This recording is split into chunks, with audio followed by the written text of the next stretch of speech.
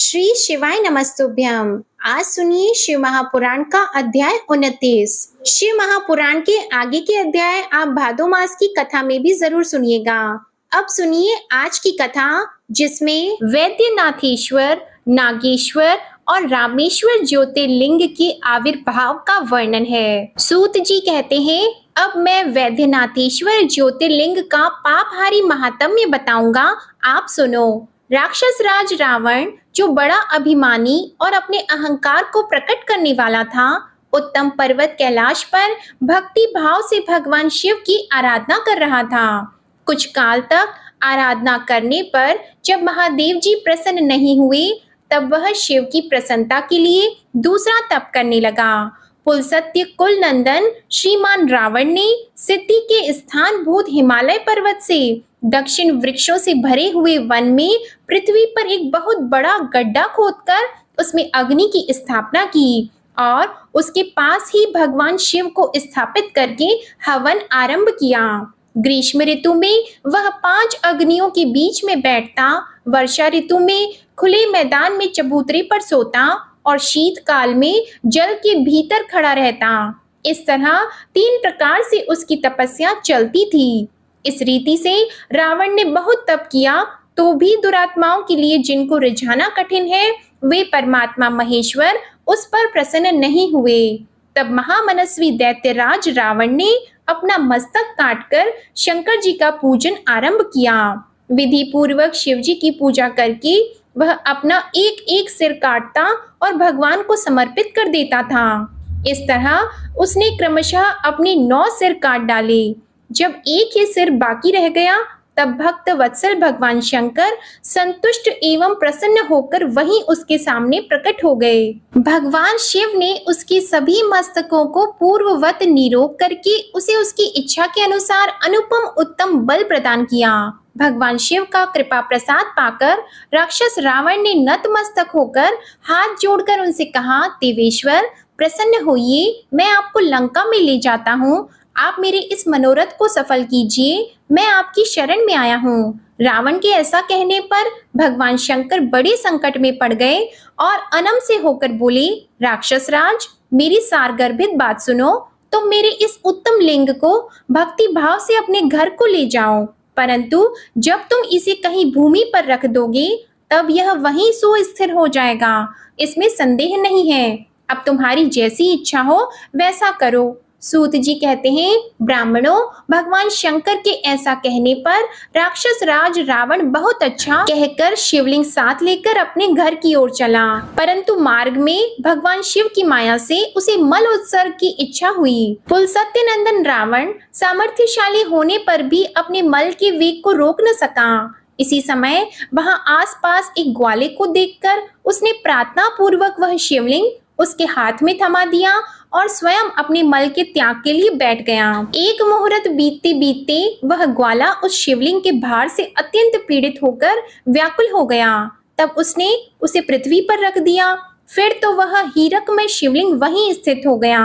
वह दर्शन करने मात्र से संपूर्ण अभीष्टों को देने वाला और पाप राशि को हर लेने वाला है। मुने, वही शिवलिंग तीनों लोकों में वैद्यनाथेश्वर के नाम से प्रसिद्ध हुआ, जो सत्पुरुषों को भोग और मोक्ष देने वाला है। यह दिव्य उत्तम एवं श्रेष्ठ ज्योतिर्लिंग दर्शन और पूजन से भी समस्त पापों को हर लेता है और मोक्ष की प्राप्ति कराता है। वह शिवलिंग जब संपूर्ण लोकों के हित के लिए वहीं स्थित हो गया, तब रावण भगवान शिव का परम उत्तम वर पाकर अपने घर को चला गया। वहां जाकर उस महान असुर ने बड़े हर्ष के साथ अपनी प्रिया मंदोदरी को सारी बातें कह सुनाई। इंद्र आदि संपूर्ण देवताओं और निर्मल मुनियों ने जब यह समाचार सुना, तब वे परस्पर सलाह करके वहां आए। उन सबका मन भगवान शिव में लगा हुआ था।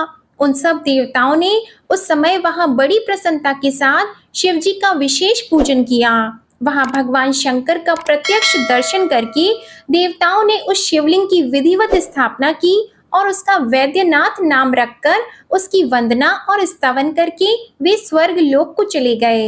ऋषियों ने पूछा, सूत जी, जब वह शिवलिंग वहीं स्थित हो गया तथा रावण अपने घर को चला गया, तब वहां कौन सी घटना घटित हुई, यह आप बताइए। सूत जी ने कहा, ब्राह्मणों, भगवान शिव का परम उत्तम वर पाकर महान असुर रावण अपने घर को चला गया। वहां उसने अपनी प्रिया से सब बातें कही और वह अत्यंत आनंद का अनुभव करने लगा। इधर इस समाचार को सुनकर देवता घबरा गए कि पता नहीं यह देवद्रोही महादुष्ट रावण भगवान शिव के वरदान से बल पाकर क्या करेगा। उन्होंने नारद जी को भेजा। नारद जी ने जाकर रावण से कहा, तुम कैलाश पर्वत को उठाओ, तब पता लगेगा कि शिव जी का दिया हुआ वरदान कहाँ तक सफल हुआ। रावण को यह बात जच गई। उसने जाकर कैलाश को उखाड़ लिया।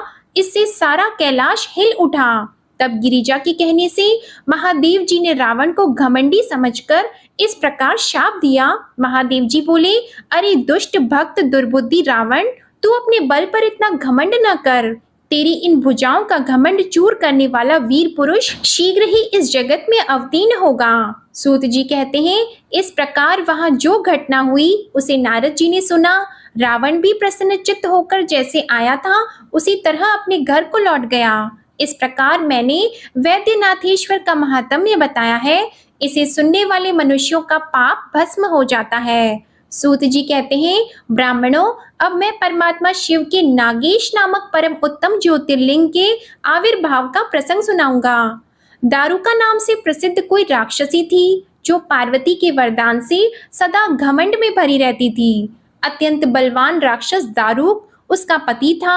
उसने बहुत से राक्षसों को साथ लेकर वहां सत्पुरुषों का संहार मचा रखा था।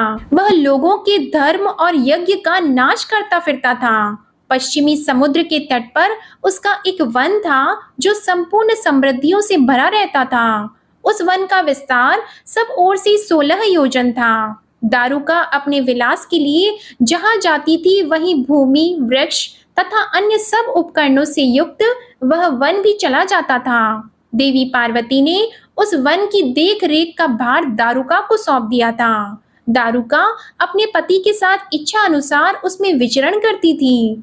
राक्षस दारुक अपनी पत्नी दारुका के साथ वहां रहकर सबको भय देता था। उससे पीड़ित हुई प्रजा ने महर्षि औरव की शरण में जाकर उनको अपना दुख सुनाया।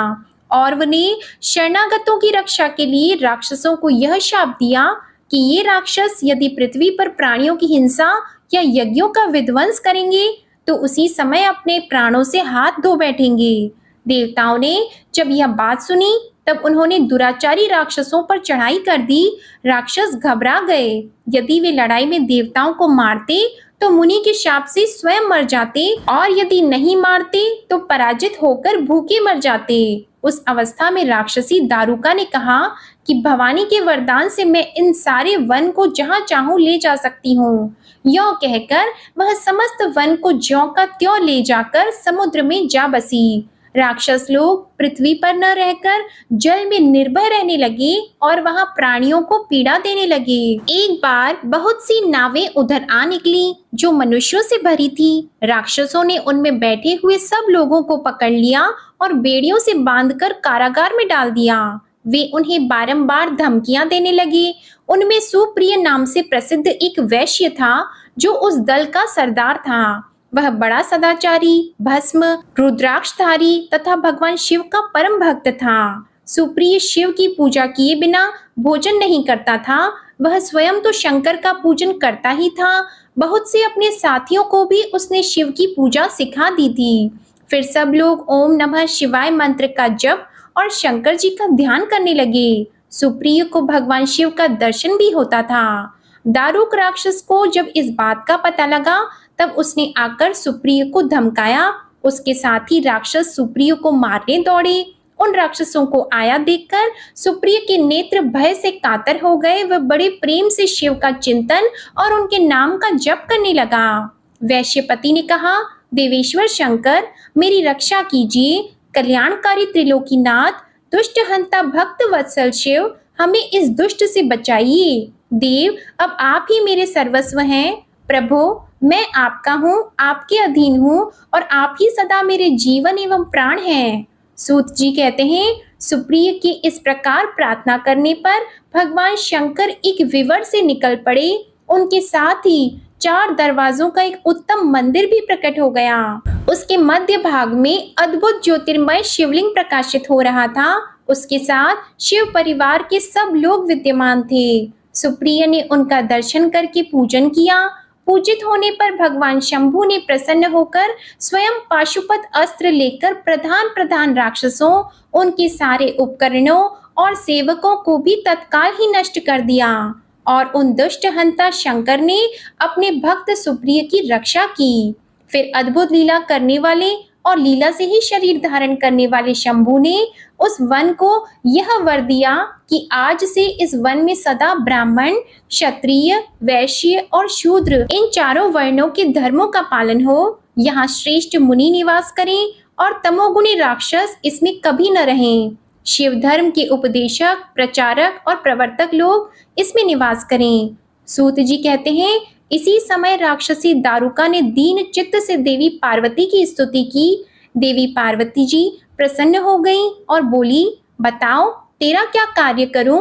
उसने कहा, मेरे वंश की रक्षा कीजिए। देवी बोली, मैं सच कहती हूँ, तेरे कुल की रक्षा करूंगी। ऐसा कहकर देवी भगवान शिव से बोली, हे नाथ, आपकी यह बात युग के अंत में सच्ची होगी, तब तक तामसी सृष्टि भी रहे, ऐसा मेरा विचार है। मैं भी आपकी ही हूँ और आपके ही आश्रय में रहती हूँ, अतः मेरी बात को भी प्रमाणित कीजिए। यह राक्षसी दारुका देवी है, मेरी ही शक्ति है और राक्षसियों में बलिष्ठ है, अतः यही राक्षसों के राज्य का शासन करे। ये राक्षस पत्नियां जिन पुत्रों को पैदा करेंगी, वे सब मिलकर इस वन में निवास करें, ऐसी मेरी इच्छा है। भगवान शिव बोले, प्रिये, यदि तुम ऐसी बात कहती हो तो मेरा यह वचन सुनो। मैं भक्तों का पालन करने के लिए प्रसन्नता पूर्वक इस वन में रहूंगा। जो पुरुष यहाँ वर्ण धर्म के पालन में तत्पर होकर प्रेम पूर्वक मेरा दर्शन करेगा, वह चक्रवर्ती राजा होगा। कलयुग के अंत और सतयुग के आरंभ में महासेन का पुत्र वीरसेन राजाओं का भी राजा होगा। वह मेरा भक्त और अत्यंत पराक्रमी होगा और यहाँ आकर मेरा दर्शन करेगा। दर्शन करते ही वह चक्रवर्ती सम्राट हो जाएगा। सूत जी कहते हैं, ब्राह्मणों, इस प्रकार बड़ी बड़ी लीलाएं करने वाले वे दंपति परस्पर हास्य युक्त वार्तालाप करके स्वयं वहां स्थित हो गए। ज्योतिर्लिंग स्वरूप महादेव जी वहां नागेश्वर कहलाए और शिवा देवी नागेश्वरी के नाम से विख्यात हुई। वे दोनों ही सत्पुरुषों को प्रिय है। इस प्रकार ज्योतियों के स्वामी नागेश्वर नामक महादेव जी ज्योतिर्लिंग के रूप में प्रकट हुए। वे तीनों लोगों की संपूर्ण कामनाओं को सदा पूर्ण करने वाले हैं। जो प्रतिदिन आदर पूर्वक नागेश्वर के प्रादुर्भाव का यह प्रसंग सुनता है, वह बुद्धिमान मानव महापातकों का नाश करने वाले संपूर्ण मनोरथों को प्राप्त कर लेता है। सूत जी कहते हैं, हे ऋषियों, अब मैं यह बता रहा हूँ कि रामेश्वर नामक ज्योतिर्लिंग पहले किस प्रकार प्रकट हुआ।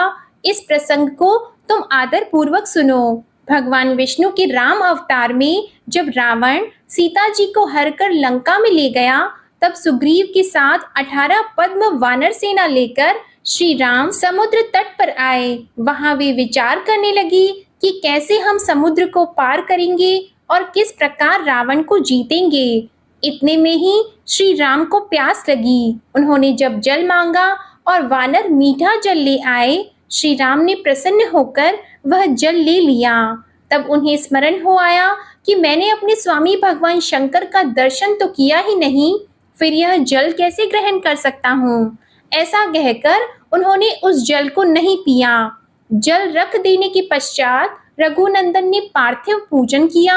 आह्वान आदि 16 उपचारों को प्रस्तुत करके विधि पूर्वक बड़े प्रेम से शंकर जी की अर्चना की। प्रणाम तथा दिव्य स्तोत्रों द्वारा यत्न पूर्वक शंकर जी को संतुष्ट करके श्री राम ने भक्ति भाव से उनसे प्रार्थना की। श्री राम बोले, उत्तम व्रत का पालन करने वाले मेरे स्वामी देव महेश्वर, आपको मेरी सहायता करनी चाहिए। आपके सहयोग के बिना मेरे कार्य की सिद्धि अत्यंत कठिन है। रावण भी आपका ही भक्त है, वह सबके लिए सर्वथा दुर्जय है, परंतु आपके दिए हुए वरदान से वह सदा दर्प में भरा रहता है। वह त्रिभुवन विजयी महावीर है, इधर मैं भी आपका दास हूँ, सर्वथा आपके अधीन रहने वाला हूँ। हे सदाशिव, यह विचार कर आपको मेरे प्रति पक्षपात करना चाहिए। सूत जी कहते हैं, इस प्रकार प्रार्थना और बारंबार नमस्कार करके उन्होंने उच्च स्वर से जय शंकर, जय शिव इत्यादि का उद्घोष करते हुए शिव का स्तवन किया। फिर उनकी मंत्र के जप और ध्यान में तत्पर हो गए। फिर पुनः पूजन करके वे स्वामी के आगे नाचने लगे। उस समय उनका हृदय प्रेम से द्रवित हो रहा था। फिर उन्होंने शिव के संतोष के लिए गाल बजाकर अव्यक्त शब्द किया। उस समय भगवान शंकर उन पर बहुत प्रसन्न हुए और वे ज्योतिर्मय महेश्वर, वामांग भूता पार्वती तथा पार्षद गणों के साथ शास्त्रोक्त निर्मल रूप धारण करके तत्काल वहां प्रकट हो गए। श्री राम की भक्ति से संतुष्ट चित्त होकर महेश्वर ने उनसे कहा, श्री राम, तुम्हारा कल्याण हो, वर मांगो। उस समय उनका रूप देखकर वहां उपस्थित हुए सब लोग पवित्र हो गए। शिव धर्म परायण श्री राम जी ने स्वयं उनका पूजन किया। फिर भांति भांति की स्तुति एवं प्रणाम करके उन्होंने भगवान शिव से लंका में रावण के साथ होने वाले युद्ध में अपने लिए विजय की प्रार्थना की। तब राम भक्ति से प्रसन्न हुए। महेश्वर ने कहा, महाराज, तुम्हारी जय हो। भगवान शिव के दिए हुए विजय सूचक वर एवं युद्ध की आज्ञा को पाकर श्री राम ने नतमस्तक होकर हाथ जोड़कर उनसे पुनः प्रार्थना की। श्री राम बोले, मेरे स्वामी शंकर, यदि आप संतुष्ट हैं तो जगत के लोगों को पवित्र करने तथा दूसरों की भलाई करने के लिए सदा यहाँ निवास करें। सूत जी कहते हैं, श्री राम जी के ऐसा कहने पर भगवान शिव वहां ज्योतिर्लिंग के रूप में स्थित हो गए। तीनों लोकों में रामेश्वर के नाम से उनकी प्रसिद्धि हुई। उनके प्रभाव से ही अपार समुद्र को अनायास पार करके श्री राम ने रावण आदि राक्षसों का शीघ्र ही संहार किया और अपनी प्रिया सीता को प्राप्त कर लिया। तब से इस भूतल पर रामेश्वर की अद्भुत महिमा का प्रसार हुआ। भगवान रामेश्वर सदा भोग और मोक्ष देने वाले तथा भक्तों की इच्छा पूर्ण करने वाले हैं। जो दिव्य गंगा जल से रामेश्वर शिव को भक्ति पूर्वक स्नान कराता है, वह जीवन उन्मुक्त ही है। इस संसार में देव दुर्लभ समस्त भोगों का उपभोग करके अंत में उत्तम ज्ञान पाकर वह निश्चय ही कैवल्य मोक्ष को प्राप्त कर लेता है। इस प्रकार मैंने तुम लोगों से भगवान शिव के रामेश्वर नामक दिव्य ज्योतिर्लिंग का वर्णन किया, जो अपनी महिमा सुनने वालों के समस्त पापों का अपहरण करने वाला है। अब आप सुनिए घुष्मा की शिव भक्ति से उसके मरे हुए पुत्र का जीवित होना और घुष्मेश्वर शिव के प्रादुर्भाव का वर्णन।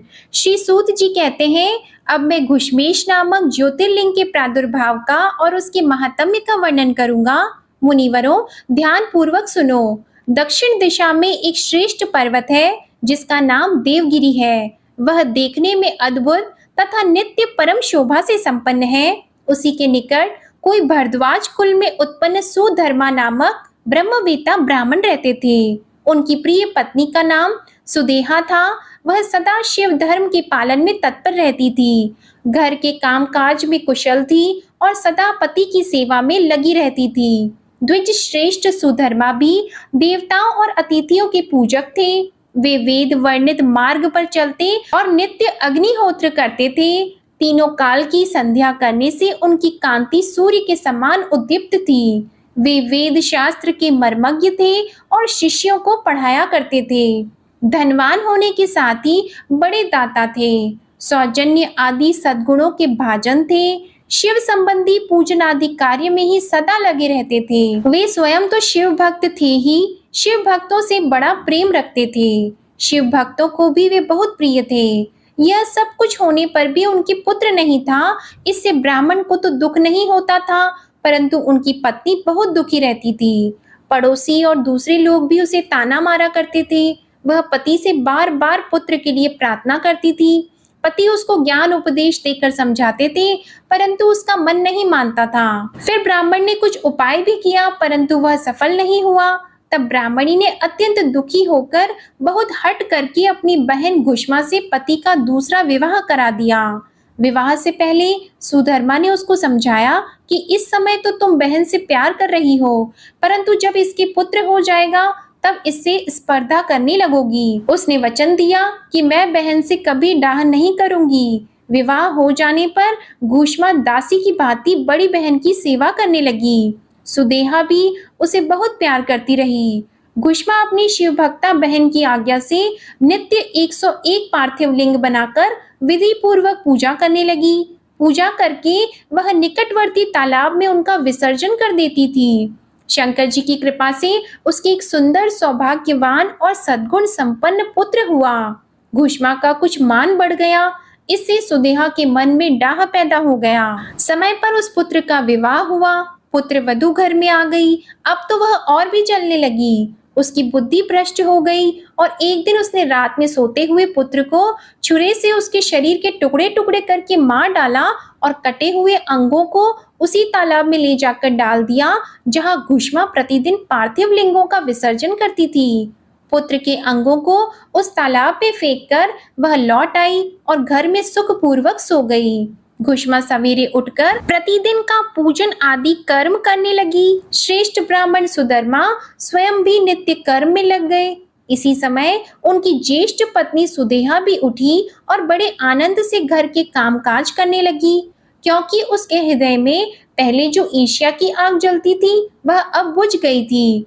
सवेरे जब बहू ने उठकर पति की शैया को देखा तो वह खून से भीगी दिखाई दी और उस पर शरीर के कुछ टुकड़े दृष्टिगोचर हुए। इससे उसको बड़ा दुख हुआ। उसने सास घुष्मा के पास जाकर निवेदन किया कि उत्तम व्रत का पालन करने वाली आर्ये, आपके पुत्र कहाँ गए? उनकी शैया रक्त से भीगी हुई है और उस पर शरीर के कुछ टुकड़े दिखाई देते हैं। हाय, मैं मारी गई, किसने यह दुष्ट कर्म किया है?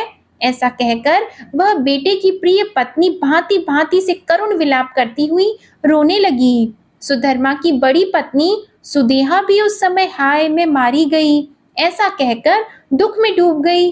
उसने ऊपर से तो दुख किया, परंतु मन ही मन वह हर्ष से भरी हुई थी। घुष्मा भी उस समय उस वधू के दुख को सुनकर अपने नित्य पार्थिव पूजन के व्रत से विचलित नहीं हुई। उसका मन बेटे को देखने के लिए तनिक भी उत्सुक नहीं हुआ। उसके पति की भी ऐसी ही अवस्था थी। जब तक नित्य नियम पूरा नहीं हुआ तब तक उन्हें दूसरी किसी बात की चिंता नहीं हुई। दोपहर को पूजन समाप्त होने पर घुष्मा ने अपने पुत्र की भयंकर शैया पर दृष्टिपात किया। फिर उसने मन में किंचित मात्र भी दुख नहीं माना। वह सोचने लगी, जिन्होंने यह बेटा दिया था वे ही इसकी रक्षा करेंगे। वे भक्त प्रिय कहलाते हैं, काल के भी काल हैं और सत्पुरुषों के आश्रय हैं। एकमात्र वे प्रभु सर्वेश्वर शंभु ही हमारे रक्षक हैं। वे माला गूंथने वाले पुरुष की भांति जिनको जोड़ते हैं उनको अलग भी करते हैं। अतः अब मेरी चिंता करने से क्या होगा? इस तत्व का विचार करके उसने शिव के भरोसे धैर्य धारण किया और उस समय दुख का अनुभव नहीं किया। वह पूर्ववत पार्थिव शिवलिंगों को लेकर स्वस्थ चित्त से शिव के नामों का उच्चारण करती हुई उस तालाब के किनारे गई। उन पार्थिव लिंगों को तालाब में डालकर जब वह लौटने लगी तो उसे अपना पुत्र उसी तालाब के किनारे खड़ा दिखाई दिया। सूत जी कहते हैं, ब्राह्मणों, उस समय वहां अपने पुत्र को जीवित देखकर उसकी माता घुष्मा को न तो हर्ष हुआ और न विषाद। वह पूर्ववत स्वस्थ ही बनी रही। इसी समय उस पर संतुष्ट हुए ज्योति स्वरूप महेश्वर शिव शीघ्र उसके सामने प्रकट हो गए। भगवान शिव बोले, सुमुखी, मैं तुम पर प्रसन्न हूँ, वर मांगो। तेरी दुष्टा सौत ने इस बच्चे को मार डाला था, इसलिए मैं उसे त्रिशूल से मारूंगा। सूत जी कहते हैं, तब घुष्मा ने शिव को प्रणाम करके उस समय यह वर मांगा कि हे नाथ, ये सुदेहा मेरी बड़ी बहन है, अतः आपको इसकी रक्षा करनी चाहिए। भगवान शिव बोले, उसने तो बड़ा भारी अपकार किया है, तुम उस पर उपकार क्यों करती हो? दुष्ट कर्म करने वाली सुदेहा तो मार डालने के ही योग्य है। घुष्मा ने कहा, हे देव, आपके दर्शन मात्र से पातक नहीं ठहरता। इस समय आपका दर्शन करके उसका पाप भस्म हो जाए। जो अपकार करने वालों पर भी उपकार करता है, उसके दर्शन मात्र से पाप बहुत दूर भाग जाता है। प्रभु, यह अद्भुत भगवत वाक्य मैंने सुन रखा है, इसलिए सदाशिव जिसने ऐसा कुकर्म किया है वही करे।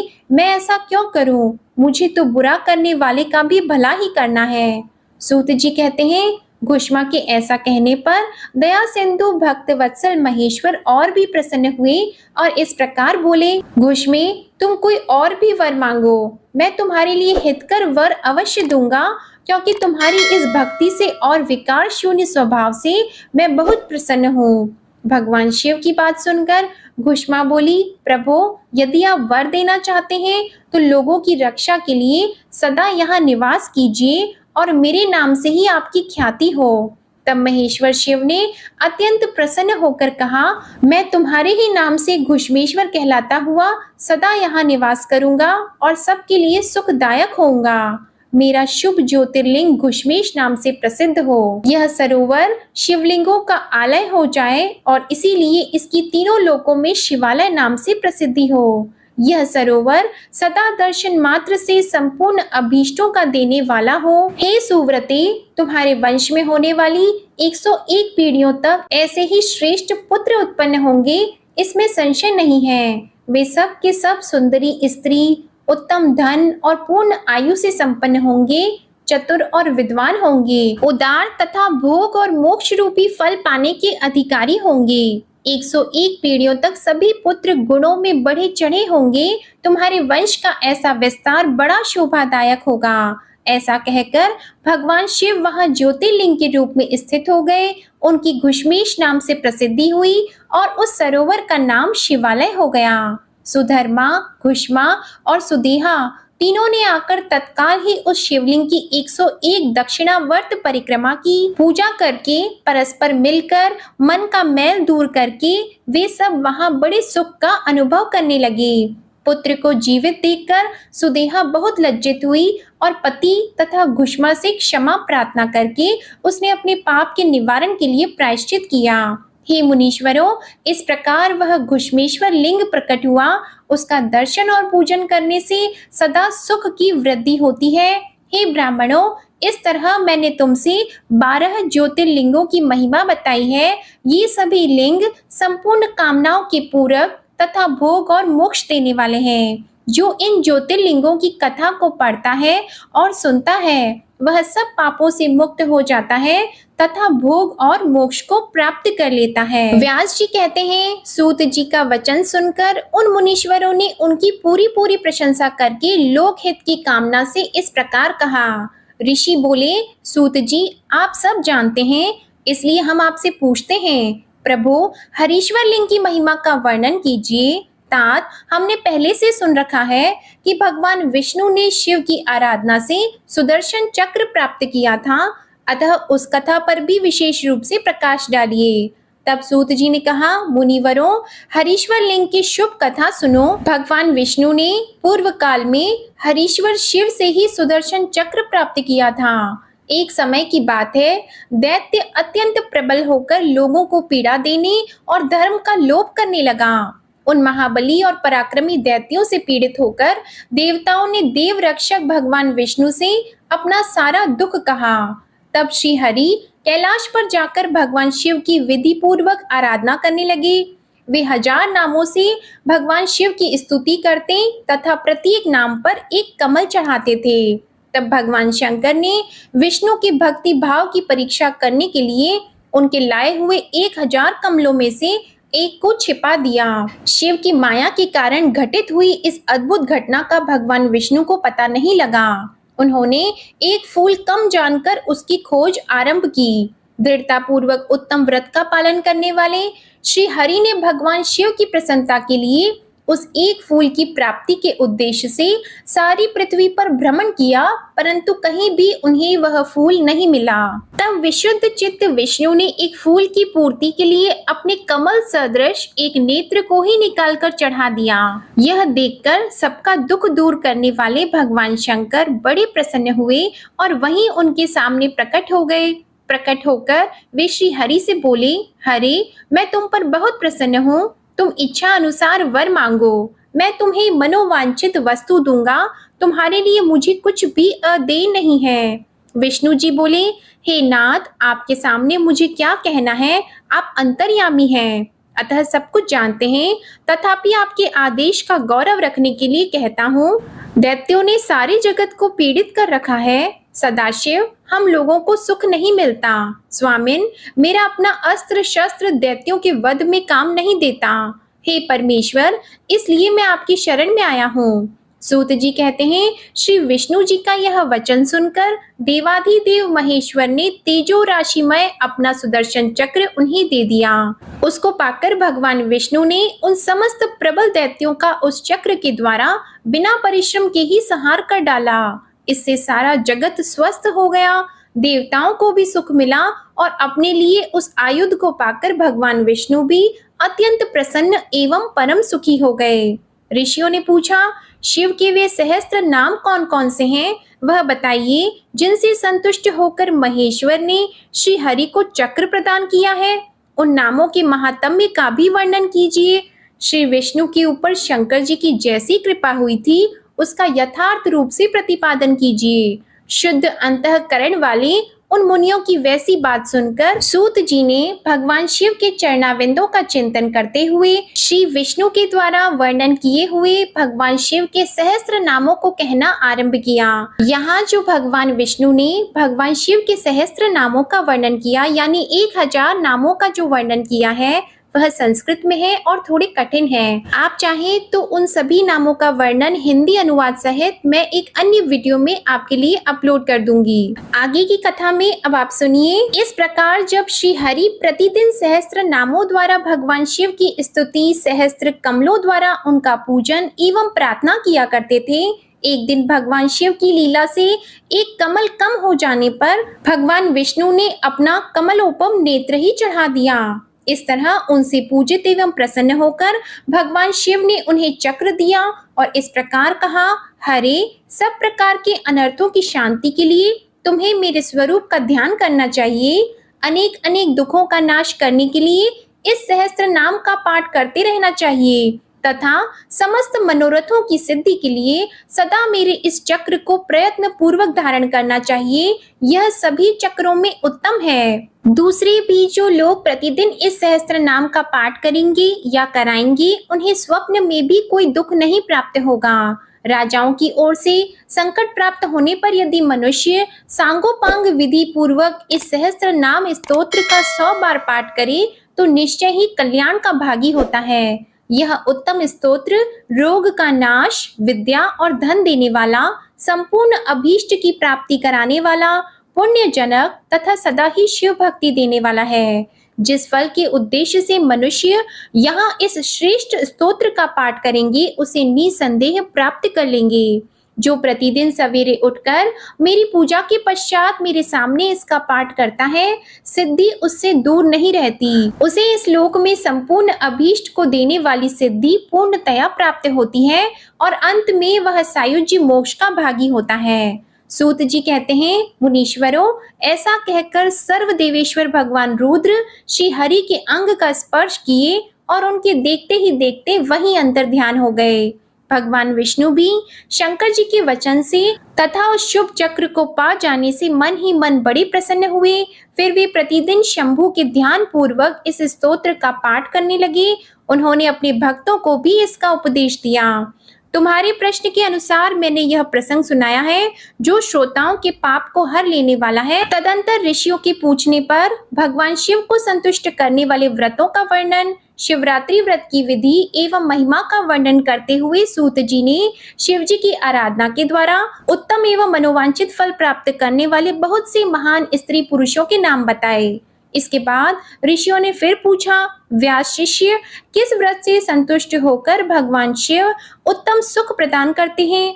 जिस व्रत के अनुष्ठान से भक्त जनों को भोग और मोक्ष की प्राप्ति हो सके, उसका आप विशेष रूप से वर्णन कीजिए।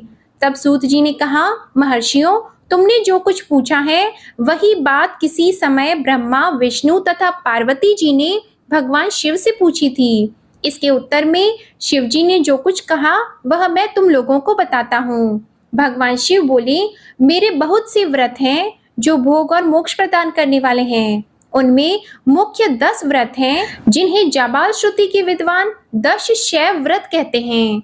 द्विजों को सदा यत्न पूर्वक इन व्रतों का पालन करना चाहिए।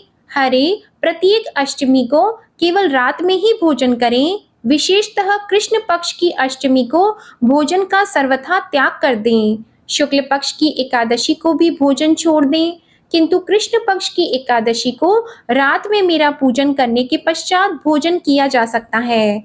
शुक्ल पक्ष की त्रयोदशी को तो रात में भोजन करना चाहिए, परंतु कृष्ण पक्ष की चतुर्दशी को शिव व्रतधारी पुरुषों के लिए भोजन का सर्वथा निषेध है। दोनों पक्षों में प्रत्येक सोमवार को प्रयत्न पूर्वक केवल रात में ही भोजन करना चाहिए।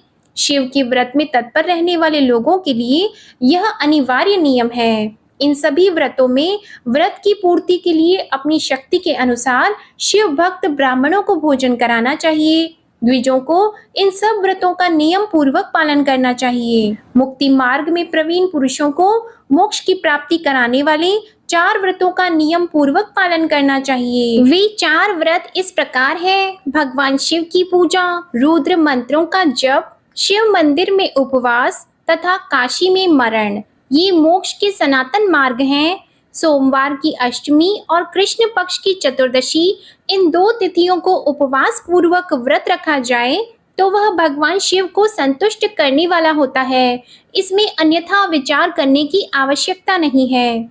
हरे, इन चारों में भी शिवरात्रि का व्रत ही सबसे अधिक बलवान है। इसलिए भोग और मोक्ष रूपी फल की इच्छा रखने वाले लोगों को मुख्यतः उसी का पालन करना चाहिए। इस व्रत को छोड़कर दूसरा कोई मनुष्यों के लिए हितकारक व्रत नहीं है। यह व्रत सबके लिए धर्म का उत्तम साधन है। निष्काम अथवा सकाम भाव रखने वाले सभी मनुष्यों, वर्णों, आश्रमों, स्त्रियों, बालकों, दासों, दासियों तथा देवता आदि सभी देहधारियों के लिए यह श्रेष्ठ व्रत हितकारक बताया गया है। फाल्गुन मास के कृष्ण पक्ष की शिवरात्रि तिथि का विशेष महात्म्य बताया गया है। जिस दिन आधी रात के समय तक वह तिथि विद्यमान हो, उसी दिन उसे व्रत के लिए ग्रहण करना चाहिए। शिवरात्रि करोड़ों हत्याओं के पाप का नाश करने वाली है।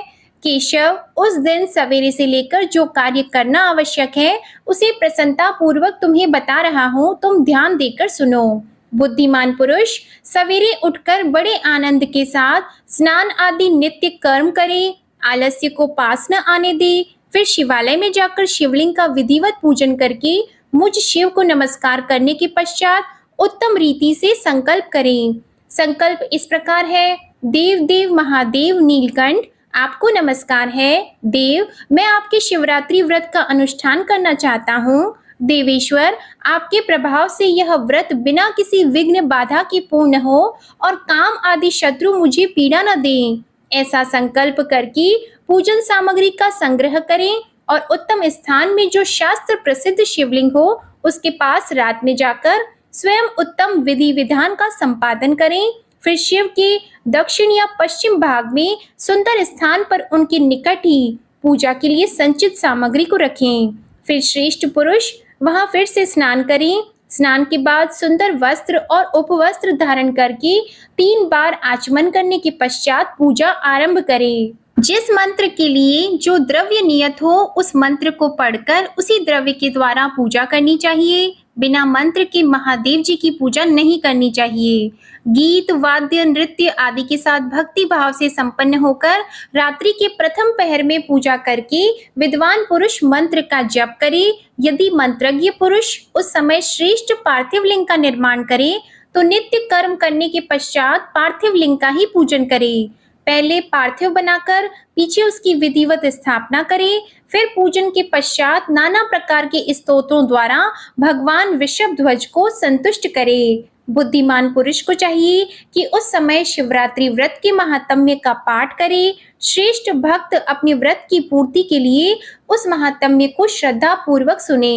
रात्रि के चारों पहरों में 4 पार्थिव लिंगों का निर्माण करके आह्वान से लेकर विसर्जन तक क्रमशः उनकी पूजा करें और बड़े उत्सव के साथ प्रसन्नता पूर्वक जागरण करें। प्रातः काल स्नान करके पुनः वहां पार्थिव शिव का स्थापन और पूजन करें। इस तरह व्रत को पूरा करके हाथ जोड़ मस्तक झुकाकर बारंबार नमस्कार पूर्वक भगवान शंभु से इस प्रकार प्रार्थना करें: हे महादेव, आपकी आज्ञा से मैंने जो व्रत ग्रहण किया था स्वामिन, वह परम उत्तम व्रत पूर्ण हो गया, अतः अब उसका विसर्जन करता हूँ।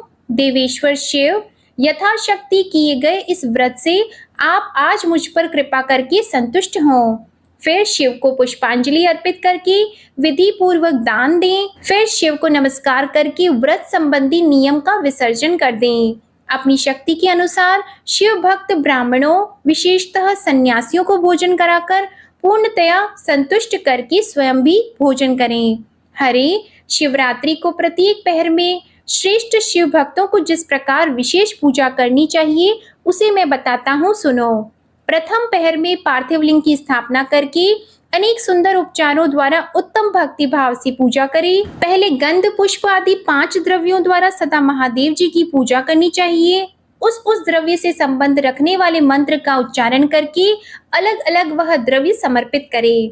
इस प्रकार द्रव्य समर्पण के पश्चात भगवान शिव को जल धारा अर्पित करें। विद्वान पुरुष चढ़े हुए द्रव्यों को जल धारा से ही उतारे। जल धारा के साथ साथ 108 मंत्र का जप करके वह निर्गुण सगुण रूप शिव का पूजन करे।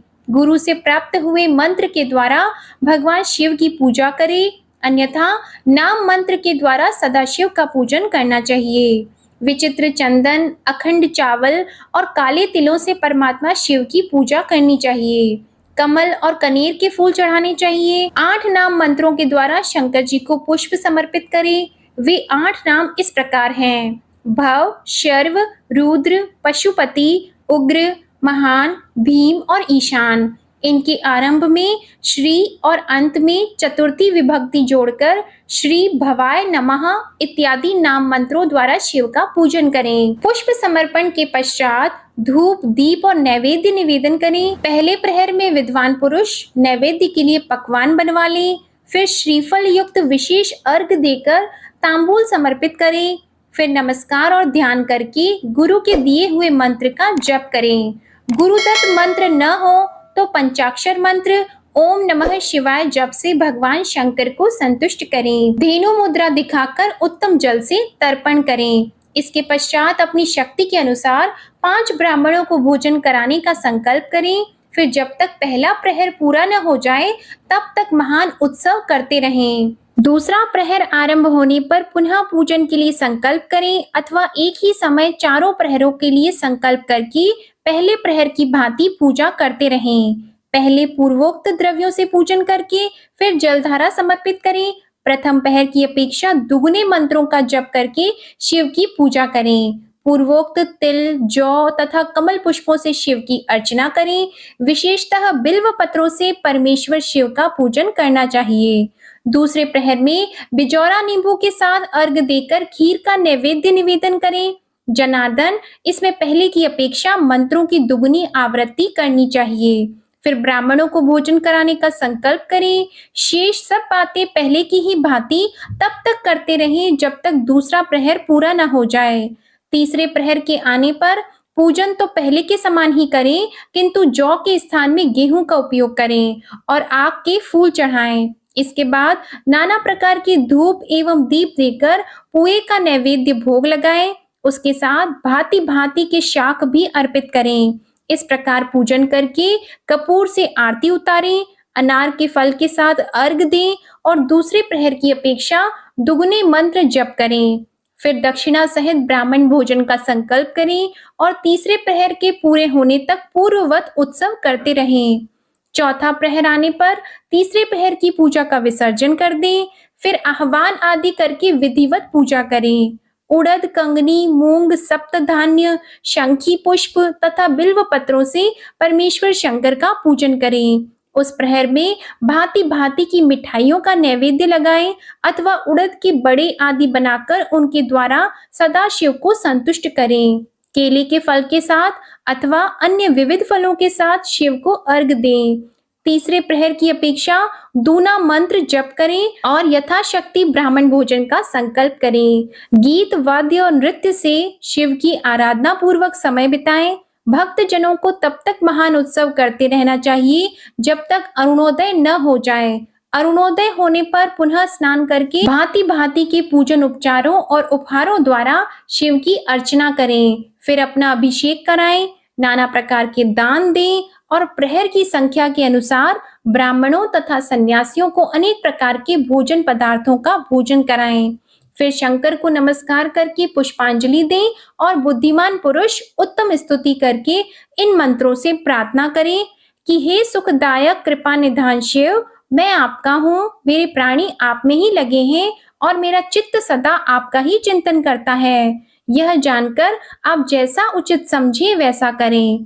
हे भूतनाथ, मैंने जानकर या अनजान में जो जप और पूजन आदि किया है उसे समझकर दया सागर होने के नाते ही आप मुझ पर प्रसन्न हो। उस उपवास व्रत से जो फल हुआ हो उसी से सुखदायक भगवान शंकर मुझ पर प्रसन्न हो। महादेव, मेरे कुल में सदा आपका भजन होता रहे। जहाँ की आप इष्ट देवता न हो उस कुल में मेरा कभी जन्म न हो। इस प्रकार प्रार्थना करने के पश्चात भगवान शिव को पुष्पांजलि समर्पित करके ब्राह्मणों से तिलक और आशीर्वाद ग्रहण करें।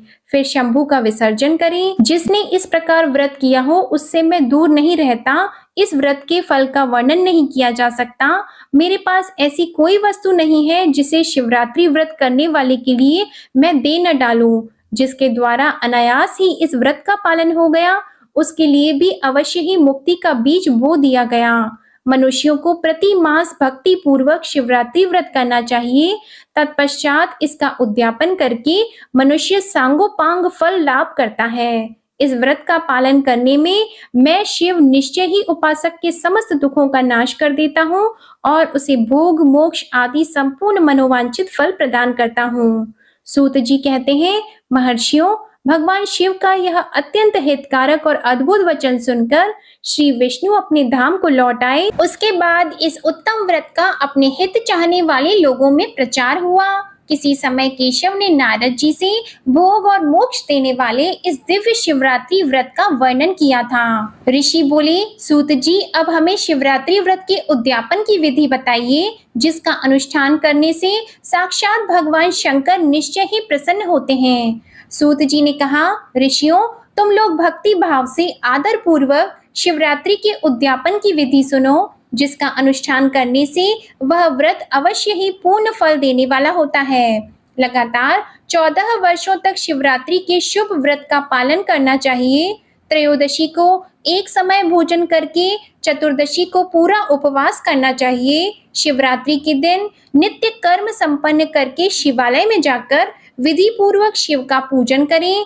इसके पश्चात वहां यत्न पूर्वक एक दिव्य मंडल बनवाएं जो तीनों लोकों में गौरी तिलक नाम से प्रसिद्ध है। उसके मध्य भाग में दिव्य लिंगतोभद्र मंडल की रचना करें अथवा मंडप के भीतर सर्वतोभद्र मंडल का निर्माण करें। वहां प्राजापत्य नामक कलशों की स्थापना करनी चाहिए।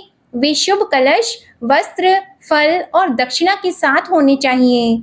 उन सबको मंडप के पार्श्व भाग में यत्न पूर्वक स्थापित करें। मंडप के मध्य भाग में एक सोने का अथवा दूसरी धातु, तांबे आदि का बना हुआ कलश स्थापित करें। व्रती पुरुष उस कलश पर पार्वती सहित शिव की सुवर्णमयी प्रतिमा बनाकर रखें। वह प्रतिमा एक पल अथवा आधे पल सोने की होनी चाहिए। यह जैसी अपनी शक्ति हो उसके अनुसार प्रतिमा बनवा लें। वाम भाग में पार्वती की और दक्षिण भाग में शिव की प्रतिमा स्थापित करके रात्रि में उनका पूजन करें। आलस्य छोड़कर पूजन का काम करना चाहिए। उस काम में 4 ऋत्विजों के साथ एक पवित्र आचार्य का वर्ण करें और उन सबकी आज्ञा लेकर भक्ति पूर्वक शिव की पूजा करें। रात को प्रत्येक प्रहर में अलग अलग पूजा करते हुए जागरण करें। व्रती पुरुष भगवत संबंधी कीर्तन, गीत एवं नृत्य आदि के द्वारा सारी रात बिताए।